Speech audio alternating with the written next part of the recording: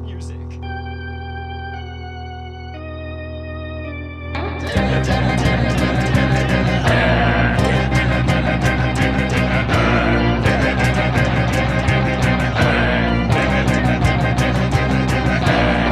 He's not a bat, he's a man who fights crime. And we're gonna watch him fight for a minute at a time. With John and Niall and a guest who doesn't rhyme. It's Bat Minute!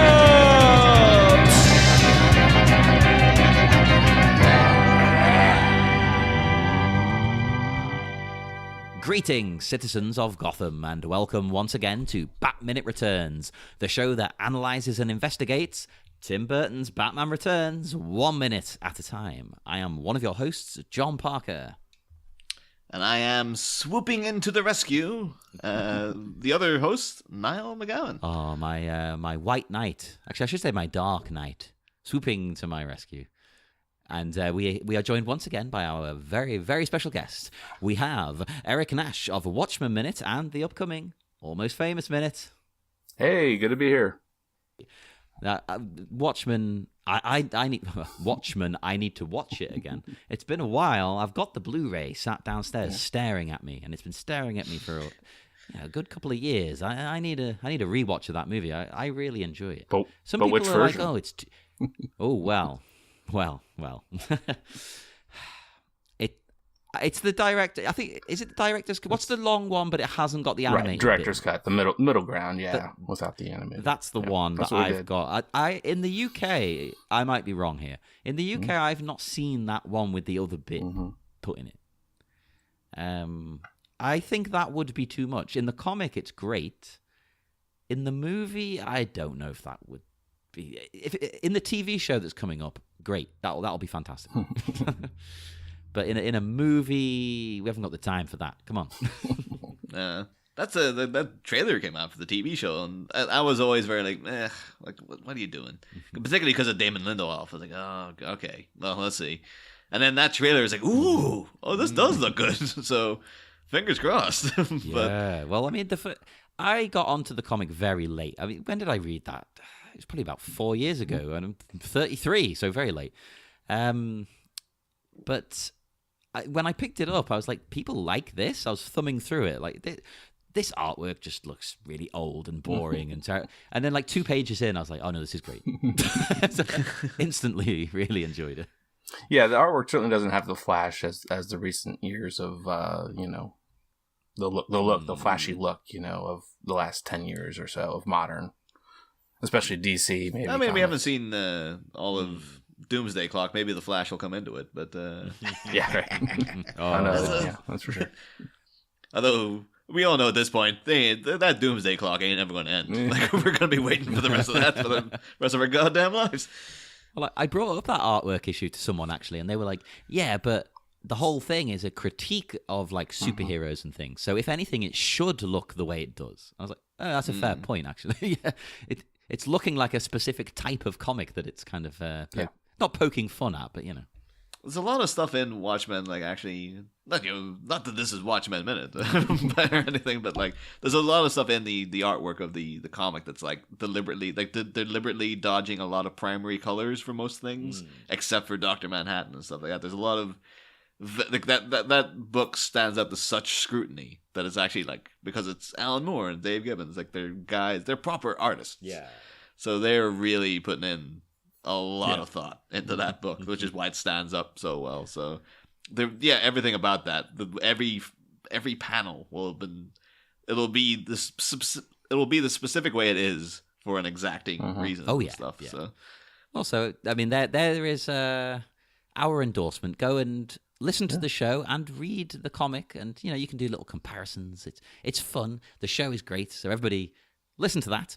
And listen to us now as we talk about Batman, Minute 113. We've got to talk about Batman. How has the show been going so far, guys? It gets in my normal day-to-day life, every time I go to say Batman to someone, I do almost say Bat-Minute, which has become quite difficult. But yes, this is Minute 113. And it starts with the death of sense-making dialogue, and it ends with Max discovering a truth. Finally piecing something Oh, together. yeah, it took him long enough. So, we're back as Selina has Max within her claws. And she says to him, sorry, Max, a die for a die. Now, good God, I hate and love this line all at once. What on earth? I get it, an eye for an eye. It doesn't make any sense. That's the thing, though, as a big Nick Cave fan, I can't hear the term eye for an eye without thinking of the Mercy Seat. Yes. If anyone knows that song, it's like the coda of the Mercy Seat goes on for about 7 minutes, and it's just the same lines over and over again. And there's a whole like an eye for an eye, a tooth for a tooth, and it just keeps going and going. And after a while, you're like, holy crap, Nick, what are you doing? Like, well, just stop singing the lines. But he just I think it's an amazing song, one of the Nick Cave's best. But that coda, to listen to the entire thing is like, it's a trial. Because after a while, you're like, after the fourth repetition of it, you're like, I think we're done. You've got to listen to it on. I'm going to sound like a pretentious jerk here. You've got to listen to it on vinyl, right? when you play a record, I don't know. You're more willing to sit and listen to it as a piece, like anything. That's because you'd have to get up and you go would and have move to the get up. needles Yeah, and that stuff. physical thing is a barrier that makes you sit and appreciate something more because it's more awkward to not. Which sounds like stupid, but honestly, I'll sit and listen to whole albums now, whereas it was only a few years ago, I'd get like 2 tracks in and be like, that was great. Next in my iTunes. Next. But yeah, that's a ringing endorsement for people who are maybe casually curious about Nick Cave and the Bad Seeds. That's a great song. It's from a great album called Tender Prey. Go and get that. That's there's your homework for from that minute for this week. Yes, that's our traditional Wednesday music recommendation that we have never mentioned before. Yeah, it's been there the whole time, but we just never announced that it was there. That should have been a thing. Actually, we should have been doing. You have to listen between the But, lines to hear it on all the other previous weeks. Oh yeah, there's a cipher you need to uncover to work out what we're recommending each week. Yeah. But I will say though, before the die for a die, which is like I'm bored with you, John. It's just like it's terrible, but it's also pretty good. It's awful, but I wouldn't change it. Yeah. Before that though, we get a little sliver of Max finishing his all like, my blood I gave at the office. What can I do? Be on my blood. What can I do for you? Which is again, it's continuing this most walking delivery. He is most walking in this delivery. Most walking, man. So if this was shot at the beginning of the production, then he got less walking-y throughout, you think? You know, he tamed it down.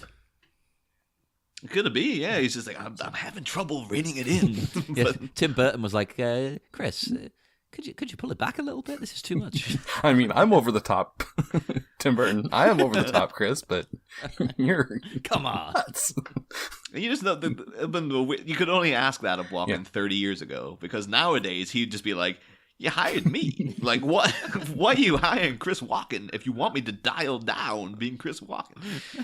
It'd be like, hiring Jeff Goldblum and saying to him, can you be a bit less Goldblumy, please? Well, I don't know that. One of the greatest directors ever that many would argue would say, Spielberg got him to dial it down an awful lot for Catch Me If You Can. Oh, as the father. Yeah, I didn't think about that actually. I wonder that's where his you were most going. subdued role. I have to imagine. There's a moment in Catch Me If You Can though, where he's dancing with his wife in the kitchen. Oh, yeah. And he looks, it's like a fourth wall break look at the camera. Where I remember laughing when I saw it, because it was as if Walken was going, that's right. It's me. It's Walken. And I'm dancing with my wife. Like, he gives the camera a proper, like, got some moves, don't I? So maybe that was the one thing Spielberg had to give him. It's like, okay, I'll dial it back, but you gotta give me something. Like, we can have one look to the camera to indicate that we all know it's Chris Walken dancing on screen and stuff.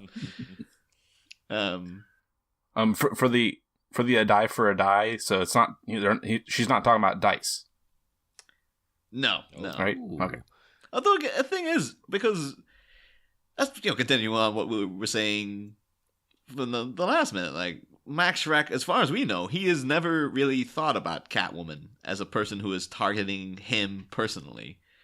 And he, at this point, doesn't know that it's Selina Kyle. Yeah. So if she killed him within the next 10 seconds, he would just be like, a die for a die? What the hell does that mean? Like, I didn't kill you, and then you were brought back to lives by cats or something. Like, something stupid and ridiculous like that. So would a death for a death might have been better? You know, at least for my young ears when I watched this movie for the first time, you know, I'm pretty sure I didn't really understand what was being said there. A death for a death would make more sense. Like, literally, it wouldn't sound as much like an eye for an eye, but at least you would know what the hell she's talking about. That's actually the thing as well. How is Selina planning to kill Max here? Because we know how she does kill him eventually. But is she planning to, like, friggin' like High Plains Drifter, like, whip him to death? Like, this... How is she going to strangle him? If Batman didn't intervene here, would she have strangled him to death, or was she planning a more long, drawn-out, torturous thing? I think, or was she always planning, like, I've brought this taser, I'm going to kill both of us? Oh, the taser, right, yeah. Ooh. I think strangle him with the whip, but now I'm intrigued by the taser. Because all I'm picturing now, this is going to be the most obscure reference ever, is in the WWE when Kane... You lost me already. Kane kidnapped Shane McMahon and then electrocuted his testicles. That's all I'm picturing. Actually, what is Selina's mindset? I guess we'll get into it more in the next minute. That might be more relevant then. But what's her mindset here? Because we know she went into the Masquerade Ball ready to kill Max Shrek and do it publicly, and whatever happens will happen. If she gets killed in the aftermath, if she gets arrested, she doesn't seem to care at that point. Is she coming into this? Because we know, eventually she does kill Max Shrek. She's just like, yeah, it seems as if both of them died, until we as the audience see that maybe she didn't or whatever. And then the final shot's like, oh, I guess she didn't. But, like, was she always intending to, like, no, I'm going to end everything, and I'm going to take you out and me as well, because I can't go on this way and stuff? Or, like, what's going on? What's Selina's plan here? That's an excellent question. I don't think she's thinking. Yeah, she's just about as bad as the Joker and just doing things without a plan. Yeah. At this point, especially, like, I've defended her most of the movie, but I do think here she's just gone so far over the edge that there is no plan. Like, yeah, that could be. That's it. Maybe she's just like, she's a wild animal, basically. Like, she's a wildcat. Actually, though, in talking about it being as bad as the Joker, Eric, this shot of Batman entering, it could be completely coincidental, but I've noted throughout in the minutes, watching it minute by minute, there's a lot of allusions throughout the movie, like intertextually, that would indicate that, like, they're trying to paint Catwoman as being the new Joker, and it's like, not as if she's as bad as the Joker, but it's like, well, you had your one villain in the first movie did these things. Catwoman's your new quote unquote villain. Well, like, for example, we had a thing where when you were first introduced to the Joker, when he was transformed, he was framed in silhouette in a doorway. Selina Kyle, when she comes back to trash her apartment, it's the same thing. It looks like it's a deliberate visual reference and stuff. And even here, like, Batman swooping in. It's very similar to in Axis Chemicals in the first movie, one of the best shots in the movie, when he swoops in, lands on the catwalk, and then kicks the gun out of Jack Napier's hand, which was Batman, and the same little device he's using here, like the little clip-on belt thing. Yeah. Swooping in to prevent the main, quote-unquote, main villain of the movie from killing someone that they harbored a grudge against. So it seems like, again, you could take it as being, this is another visual nod of, like, yep, the first movie was the Joker. This movie, it's Catwoman. So we're doing similar beats or something. But I say you found ring theory. Oh, yeah, for these two Batman movies. Had Tim Burton done the third one, there could have been a thing with the Riddler where Batman swoops in and stops him from killing somebody. Or so I wanted one or the other, or both of them, one or the other, or both of them, Catwoman or Shrek, to say, where does he get those wonderful toys? Oh my god, that would have been perfect. Why didn't they put that in? Come on. Yes. They could have made it really cheesy with Shrek and been like, where does he get those wonderful toys? Is that from my store? Do I sell that? But though in talking again, like other things that recurring throughout the show here, in that like this whole situation of Batman coming in to stop Selina from killing someone that she's wanted to kill from the beginning, is also a direct reference to Her Sister's Keeper, the graphic novel, which, as we discussed throughout the show, has greatly influenced Catwoman's storyline throughout this whole movie. And yeah, in that, she's hoping to kill someone called a Captain Strunk, which is a hell of a name. That's a bit Star Wars, that. Yeah, actually, yeah, that is very Star Wars. Captain Strunk. But yeah, in that graphic novel, Captain Strunk assaulted Holly, who is one of Selina Kyle's best friends. Features a lot in the comic books. She was kind of in The Dark Knight Rises. Juno Temple played a character that was very obviously supposed to be Holly. But yeah, she's not been utilized much on screen. The whole big confrontation at the end of Her Sister's Keeper is Batman preventing the death of Captain Strunk, where there's a big standoff between him and Catwoman, and this character is also there. So, yeah, I'd say that's where they got this setup from. They were loosely adapting things from that graphic novel, and this, being the climax of the movie, is now adapting the climax of that novel. So. But anyway, yeah, awesome shot of Batman swooping in. It's unnecessarily awesome. Can I just word it that way? Because there's no need for him to do this at all. And I adore every second of it. With the explosions behind, like, illuminating him and everything. It could have been just a studio note of, like, it's been a while since Batman's done anything. Like, he shot a bunch of bats at the Penguin, I guess. But actually, I'd say that's unfair, because his whole confrontation with the Penguin, he was been pretty badass in that as well. Yeah. But it's been a while, though, that. Well, it's been a while for us in recording, because we're recording it was probably about 3 minutes ago in real life. Yeah, it was like last week or something. It seems like months. It's probably literally like the minute before the last minute we recorded. But yeah, it could have been a studio beat. It's like, no, we need a cool Batman shot of him zipping about and stuff. He had loads of that in the first movie. There's none of it in this. Like, all right, he gets he's on the zip line and he does the thing. There you go. You happy? Of course, he does the zip line.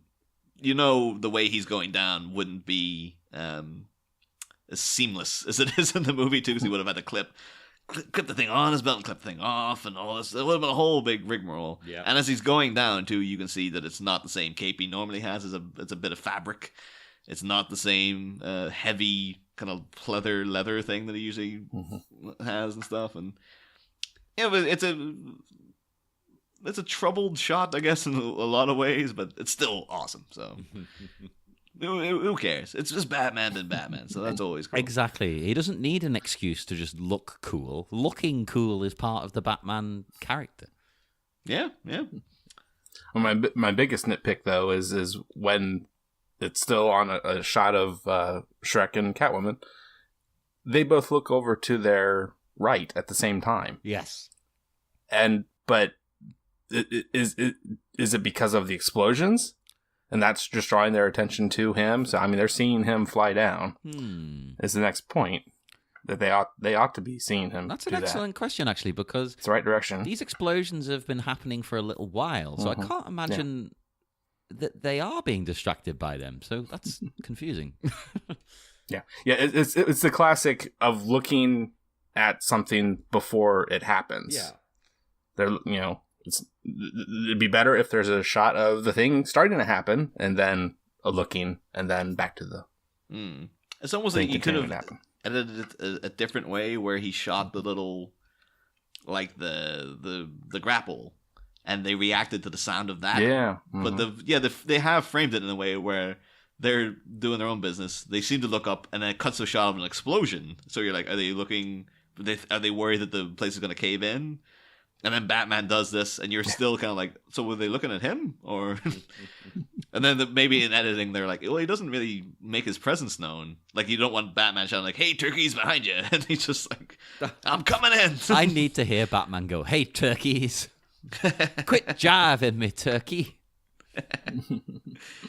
But yeah, so I think that would have been a thing in editing. Like, I hope no one ever notices that this is a bit of a weird shot.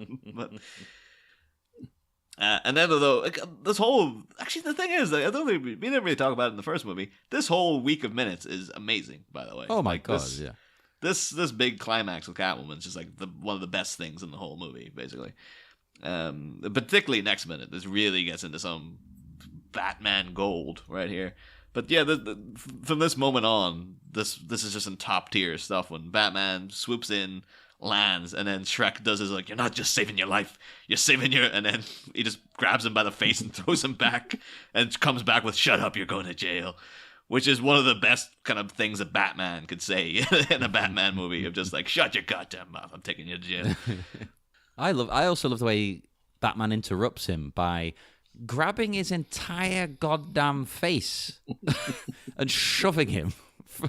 Like, that's extraordinarily violent. I wonder too if there was a bit of like they sorted this out in set, because in the script and stuff, he has a full line of like, "You're saving this city and its way of life," and all this. And I wonder if Michael Keaton was like, you know what Batman would do? He would just, as he's saying this, he would just grab him by the face and throw him to the side. What's interesting as well, because it kind of gives me the impression that at this point, Batman, he doesn't even care about Max at this point. You know, he's harmless. No. He's been tamed. Catwoman is now the main issue to deal with. Yeah. Although I have to ask as well.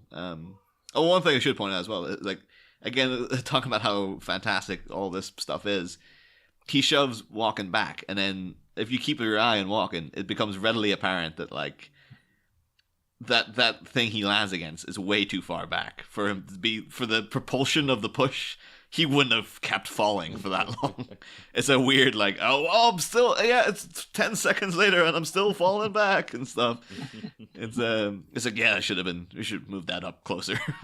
But in talking about that though, Chris Walken getting cut down in his prime. I did have one thing I wanted to bring up, which is only tangentially related because it's about Chris Walken. But I felt it was too good to not bring up. Because another thing, Chris Walken getting cut down by the critics was you guys might be aware that Chris Walken is a big fan of Elvis Presley. Yes. Yeah, and apparently the Walken pompadour we see him wearing his day-to-day life is supposed to be an Elvis quiff, but it doesn't look right and stuff. Oh, right. Okay, I never made that connection. But Chris Walken also wrote and starred in a play in 1995 called Him, wherein he himself played the ghost of Elvis. This sounds like something Nicolas Cage would have done. Well, but there's just like, I'll read out as much as I can, because the whole thing is just like, what? Like, you're just reading it, like, how does everybody not know about this? Because it says like, the play, Walken's first venture into playwriting, adopts a surreal tone as replete with references to Presley's life, as well as to other pieces of theater, including Hamlet and the work of Tennessee Williams. Though it enjoyed some positive comments, I'm sure by Chris Walken fans who were just like, what the hell is this thing? It was largely panned by the critics. But yeah, here is the plot of the show, Him. Taking place in an unspecified present, Him depicts Presley, Walken, now deceased and in the afterlife, specifically Limbo, which is filled with Elvis lookalikes. And he's growing discontented with the antics of his twin brother Rob, who was stillborn many years previously. Rob is responsible for the numerous Elvis sightings taking place on Earth, as he shows up as a ghost to fool everybody. Amazing. Presley relives his death, expressing annoyance at the decision of doctors to terminate life support. He continues to commemorate through several surreal scenes, including a segment where a foam likeness of Presley is tossed around on the stage, and when four men dressed in underwear mourn at Presley's graveside. The plot continues retelling Presley's death as a disappearing act, which enabled Presley to flee to Morocco for a sex change operation to become her. A truck driver recognizes Presley, now a waitress at the truck stop, as the aged rock star, narrates this segment while wrestling with feelings of sympathy and sexual desire. This is amazing. This is a fever dream. Yeah, it's like this is Chris Walken mid-90s, so he's a big superstar at this point. And this was what he wanted. This should have been like someone had to go and film that and just be like, we need this for posterity because this can't be lost to time. Everyone needs to know about this. I will help GoFund this at any time. Do it now, and I'll donate. I can imagine too, like if you went back to Walken now, I mean, like, would you revive him? Like, of course, yeah, I'd love to do that show. I've been trying to do it for years. Yeah, like, no one will let me. And one of the things it does note as well that he only apparently Chris himself only appears to look a bit like Elvis, but he doesn't utilize the singing style in the musical segments. What?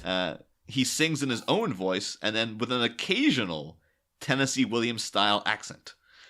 So yeah, and apparently, yeah, and it just seems, this just seems like the greatest thing that slipped through the fingers of time, and everyone needs to know about this weird Chris Walken Elvis Presley play that he made. Which I can get the critics panning it if you're trying to just be like, okay, well, it wasn't very good. But you should have just praised it to make sure that it got out so everyone could see it. The world has been denied this beauty. I mean, if high school kids can do a stage play of Alien or Aliens, whichever it was, or both, or surely they could do this. Oh my god! Get their hands on it. Yes, I want a high school production of And then someone has to record it though too. They have to get back. If Walken's too old, they have to get in Chip Shrek, like Andrew Brynjarski has to come in to take over the part. This is getting better and better by the second. So he's playing as Chip Shrek. Chip Shrek doing Chris Walken in a show about Elvis Presley. Does a script exist for this? I couldn't. Like, it seems like it's just if it does exist, it would be in Chris Walken's house. Like it seems. I'll call around and get it. Yeah. Oh, that's because Tierney Collins, she knows him. So, well, she doesn't know him. She knows. She met Chris Walken's wife. Yeah. I drastically jumped from. She met Chris Walken's wife a couple of times to, she knows Chris Walken. So she could totally just go and get the script from him. Okay, could you knock around tonight, please, and just ask him, have you got that script handy? Yeah. It's like, she'd be like, I helped you in a Borders like 15 years ago.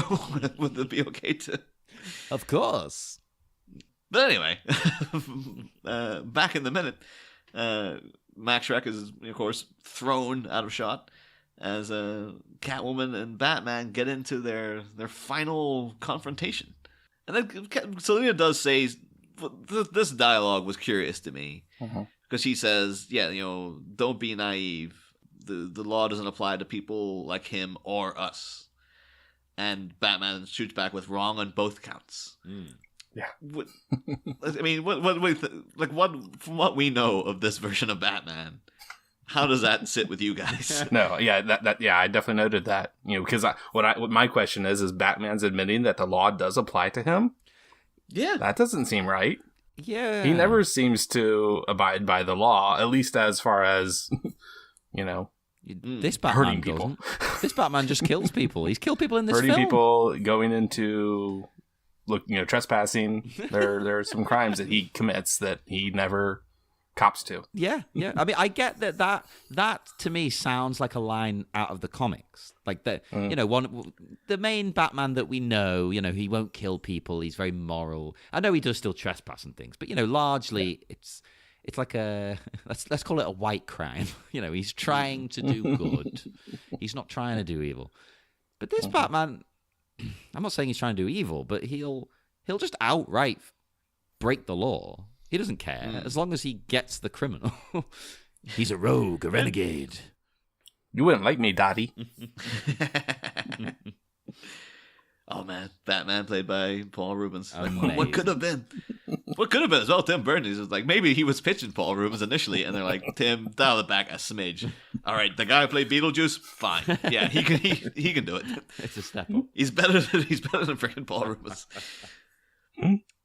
But I'm always making you kind of think though, like, is Bruce Wayne's plan to okay, once I'm done being Batman, I will go into the police and confess and be like, all right, so the law does apply to me as well. So all these things that I've done right here. It's like I was a vigilante. But yeah, maybe this version of Bruce's thing is like, yeah, maybe when I'm on my deathbed, I'll be like, okay, like now you can arrest me. It could just be he's just saying this to disarm the situation, because even within his next couple of lines of dialogue, he's talking about like we can just go home together, which is indicating he's just like, yep, we can just forget about this whole thing, and we can go and be a couple together. Which is not the law applying to Catwoman or him. Yeah, he fudges his own rules really for Catwoman. I think he understands that she's troubled. You know, she's had a lot of problems, and he thinks he's the one to fix it, which is quite naive. Really, I don't think if these two hooked up, anything good would really come of it ultimately. Well, isn't that the way he thinks normally, with especially when it comes to his sidekicks, Yes. Robins? And... He thinks he can help them, he can fix them, but can he really? Does he? Oh. So we'll get into that with Batman Forever. It's like, does he really help this kid? Like, I say kid. This 35-year-old man playing Robin. I was gonna say, Jesus Christ, kid. But yeah, that is the kind of thing, like, again, this will be all, within the next minute, but it's like, Bruce does have this very fairy tale kind of vision of like, yes, we can, after all, I've met someone like me, so we can go off and live together, and we can help each other and all this stuff. And it is naive. So, you could also say, like, maybe this whole interaction is like a layered indication of just Batman's own sort of not psychosis than just like the fact that he's not thinking straight. Like, yeah, he's talking about the law does apply to me, but it clearly doesn't. And, like, he's already within the same minute talking about like, oh well, the hell, we can just go live together and we'll forget about you blowing up that department store and trying to kill this guy and stuff, and we'll forget about the multiple people that I've killed in my whole Bat campaign. Yeah. In this very movie, he killed someone with dynamite. Yeah. And it wasn't even like an arch nemesis. It was like, it was a henchman. And he set a guy on fire with the jet engine of the Batmobile. Because there will just be things, even going like, yeah, so Bruce, if you handed yourself in, you would have to explain like why you were flying your own private jet through the streets during the middle of a giant parade, and then that fucking thing crashed. You could have killed people. I know you didn't shoot it down, but you shouldn't have been there in the first place because it's illegal to fly that low over the city streets. We need to whip some Sokovia Accords on him. Yeah. Oh, I do love the acting here, though, from Catwoman. Well, that's not a real name, but I'm going to call her that from now on. She's Catwoman. She's very forceful and strong, yet at the same time a little bit scared and vulnerable, like all at once. Because she's so close to winning, yet so far at the same time. You get a frustration. Yeah. And you have to consider, too, like, what is Selina even considering winning to be? Like, she just wants this guy dead, but then after that, it's just an open chasm of just like whatever. Yeah. Like, after that, it doesn't matter. In fact, doesn't he say that in Terminator 2? Actually, I could say it's in Batman Forever when Batman's talking to Robin, like, oh yeah, you could go out and kill Two-Face, but then the thing it won't help. You're always gonna have this thing inside you of like you'll need to go out and do it again and again. And stuff. Yeah. But again, it's weird in that, like, we'll obviously examine it more in the next movie, but most people would rightfully kind of think like, oh, those two eras of Batman, the Burton movies and the Schumacher movies, are completely different entities, and you shouldn't even really consider them to be sequels because they're so drastically different. They are considered sequels, though. Yeah. But if you actually look at things like this, like, yeah, Bruce Wayne trying to talk Selina Kyle around out of murdering someone because she herself has suffered similar trauma to him, and he knows the pain of like going out and having to do this stuff, and then the fact that he applies the same kind of thing to Robin in the next one, it could be that it's actually much more well written as a series of sequels to each other than we initially thought. So Yeah. Of course, when we get to those minutes in Batman Forever, we'll re-examine this whole situation. But this is terrific, though. Like this, from this point on, and the next entire minute is just like a real powerhouse of acting from both Keaton and Michelle Pfeiffer. But if this is one of the first things they shot, this is really like, oh Christ! Oh, thank God we cast her. She's really good at this part. And even though she does have on the that weird corset again at points, you know, it's whenever it's her back turned to the camera. Yeah. It doesn't seem to be on, but like it's like second, like 50, I think. Yeah, 50. It's very clearly that there looks again. Totally different. I think I'm just taking it to be like this was underneath. She had this was the support mechanism that was coated in the leather. Or the pleather, or the latex, or whatever whatever it is. I mean, the whole thing is coming apart, so maybe. Yeah, much like her whole thing is coming apart. Oh my God! In her mind, it's a symbol. Because even like little bits around the tears on her shoulder and stuff, it looks a little grayer underneath. Yeah. So it could be like, this was the. But then that makes it seem like, it wasn't just that one big coat that made up the Catwoman suit that we thought initially. Yeah. Apparently there was like a grey diver suit underneath it or something. Can I be controversial? I know I've joked about it all movie. We've talked about the coat. I don't think she's meant to have made it from just the one coat. No. I think we're supposed to just assume she had other stuff in the house as well. Maybe not a lot. Because as we know, Selina, the old Selina was kind of very demure, and Demi Moore, and a bit frumpy, shall we say? But she had this sort of sexy PVC coat in the closet, so she had at least one item hidden away for her inner self. So maybe there were 2 or 3 things. Is my assumption. I mean. Yeah, if you want, you can make that headcanon for yourself. That's the only way it makes any damn sense. yeah. I think we in that week with Stephanie. I think one of her major points was like, no, this doesn't make any sense. That she just made this whole outfit from one damn coat. Yeah, I don't want to rag on it though because that scene is so good. Oh, again, this scene is so good as well. Jesus Christ, yes. Because it's and then they. Bruce goes into flat out. It goes into very tender kind of pleading with her, and then at one point he just comes out with like, "Selina, please," which is cutting through all the artifice, or if you want to consider artifice, the costumes they have on. If those are their real faces, there's all these questions bubbling around in the Burton Batman movies and most Batman stuff. To be fair, but he is literally addressing not Catwoman. He's addressing Selina at this point. Yeah. And weirdly doing so right in front of Max Schreck, which is a bit like, maybe knock him out or something first.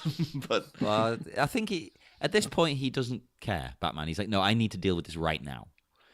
But do you think Bruce really means all this stuff he's saying? Like, we can take him to the police, then we can go home. He's like, Selina, please. Do you think he means it? Because he could have been lying, yeah. He could have been lying. Like, because on one hand, he always does what's right, which would be, weirdly, in this situation, would be to lie, so he can arrest her, take her to the police as well.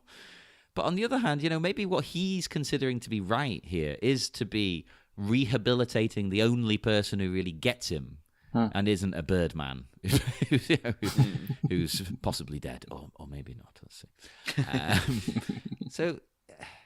But then, would that be right? It's a tough call, really. Like, I'm a big proponent for rehabilitation. So, but is she too far gone? I personally believe in this. He's not lying at this point. I think this is very much Bruce Wayne bearing his soul to the only person he's can connect with, and like she, as he says in the next minute, like we're the same, like all this. And I think, his genuine hope is, and we could take it, the reason Catwoman says don't be so naive is because he is being naive here. And that this thing of like, we can go home, I can rehabilitate you, and we can just live. We can fix each other, basically. And it's just like he really, really wants it to be true. Mm-hmm. And he's, even though, as we'll see in the next minute, it's like, no, that would never happen. I think his genuine hope here is that, yes, I will be able to talk her down. This guy will get taken to jail.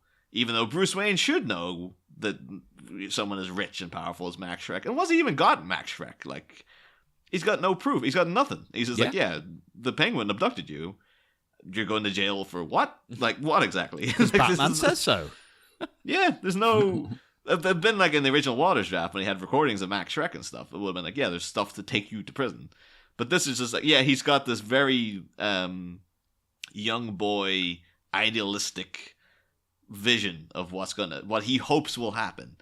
And he's not taking in the truth of things of like, well, you, Bruce Wayne, should know that like rich people can get away with anything. If you can get around being Batman without anything coming knocking at your door, you're fine. And Max Schreck will walk away from this because you've got nothing on him. But yeah, so I think that what we're seeing here is just the quiet yearnings of a tender Batman. Oh my! Niall, that's the most obscure reference we've ever made. I have to put in. I'll just randomly put in that clip of Macho Man, the Macho Man match, and just like hope people get that that's what that's supposed to be.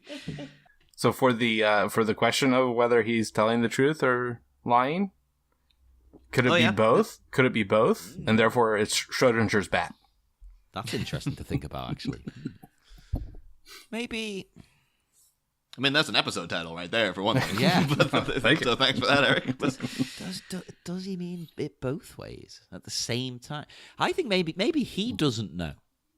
Yeah. You know, he hasn't actually made up his mind yet. He just wants to diffuse the situation. This is like a patented Bruce Wayne technique. Whenever something de-escalation. It's just like whenever Alfred is like, "Sir, I'm throwing out these old shoes you have. I know you like them, but they're worn through it." Alfred, no. Don't you see? We're the same. Don't you not do that? We're the same MacGuffin to me again, sir.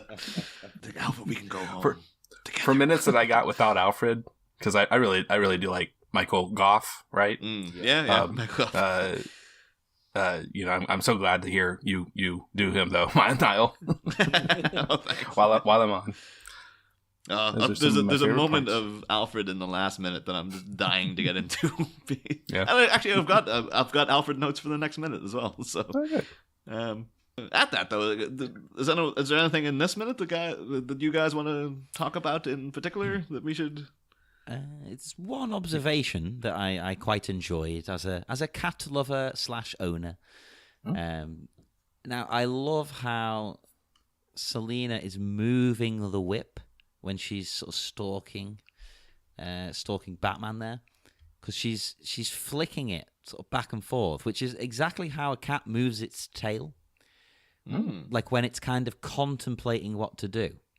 A cat will do that exact motion with its tail. So it can be like a positive or a negative. You know, the cat might be like, oh, I'm going to go over there for a cuddle. Or it could be going, I'm thinking about going over there and smacking the crap out of that thing. You know?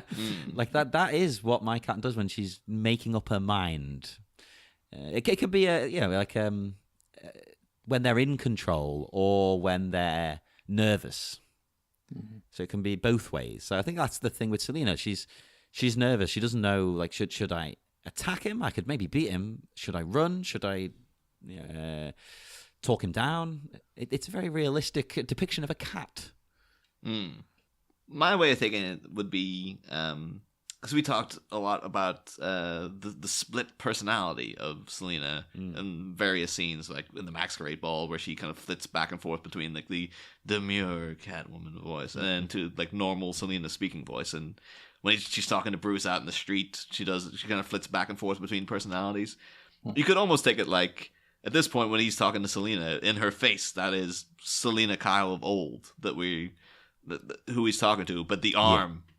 Yeah. The arm has been controlled by Catwoman, so it's still whipping the thing. To like the dual personalities are at war within each other while he's speaking. Like you could look at it that way. That, But yeah, the whole minute. This is one of the gold minutes, and the next minute in particular is fantastic as well. So, Eric, is there anything else you want to bring up about this minute yourself? Yeah, covered all my notes. Yeah, good. No? Well, we will depart once more. So I'm sure our listeners remember. But Eric, would you like to remind them where they can find you online, just in case? Well, yeah. I mean, me personally, you can even go to on Twitter @LuckyMustard.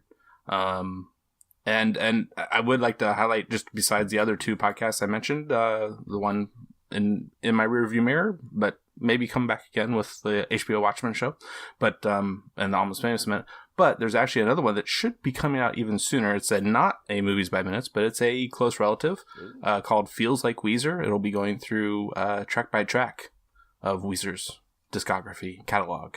Oh, that'll be interesting when you get to like Raditude. Yeah, right. No, but I mean that legitimately, because I find it very interesting listening to things that they're dealing with a topic that isn't perfect. Okay. A bit like I really liked the prequel ones of Star Wars Minute, because they're far from perfect, but that makes it more interesting to discuss in some ways. I like that. So, I mean, of course, the first couple of albums will be fantastic to listen to as well, in a completely different way. So, are you doing them all in order? So, Blue Album and then... Yeah, right, yeah. I mean, the only time, like, when singles came out before albums, then we'll hit those singles right off the bat. Oh, okay. Oh, God. So it'll be released chronologically, the chronological release of songs. Not every song, though. Every now and then there's some there's like, the deluxe, extra stuff. Oh. We'll probably do Patreon or something like that for those. We're not going to go that understandable, to be honest. Yeah. Yeah. I'm sorry, that is with a co-host, Zach Frecking Smith. Oh, well, that's going to be... Who's a Star Wars Minute listener. That's how he came up with the idea. So I don't think I've seen another Weezer podcast. I don't know if there may be one or two, but that's there is one out there, yeah. There is one. That's doing the album by album. Well, they don't know about the track by track and the minute by minute. Yeah, losers. Idiots, don't listen to them. Listen to this one. This one's going to be much better. Yeah. I'm sure you'll all agree, because it's more your vibe. If you've listened to us this far, you like slow nonsense, so it's great. And join us again. We'll be back on Friday to wrap up the week. I won't plug us. You know where we are. See you on Friday. Next time, camouflage cast off. Bruce attempts to inveigle his inamorata. Now Selina's conscience is torn. But hell hath no fury, like a cat woman scorned. There's rumblings aplenty within the city's bowels. But will a bat casting off his cowl make a cat throw in the towel? Find out Friday. Same bat pod, different bat minute.